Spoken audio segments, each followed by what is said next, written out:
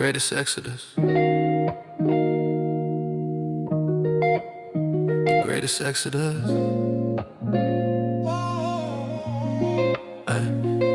The greatest exodus.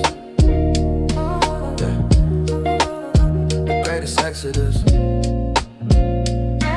Yeah.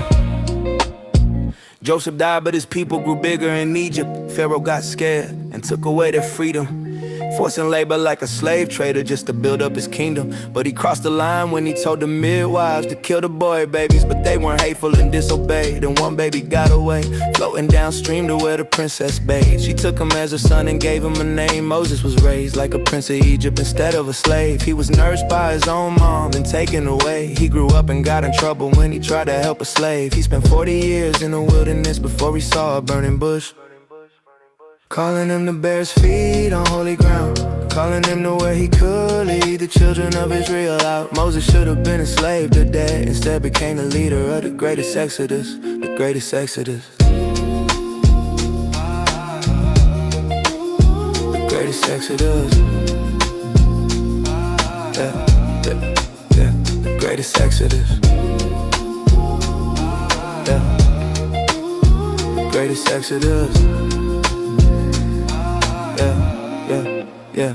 Moses went back to Egypt, obeying God's command, but it wasn't ever easy, even though it was God's plan. After 10 plagues, they were all departed, with their wives and their herds and their sons and their daughters, heading for the Red Sea where God would part the waters and pour them back on top of Pharaoh's armies. They rejoiced and sang songs of deliverance, but it didn't last long enough when they missed the taste of Egypt. God gave them water and miracle manna to supply every need, but they begged for more until the quail was in their teeth. Moses left for the mountain just to be alone and got the 10 commandments on the 2 tablets of stone.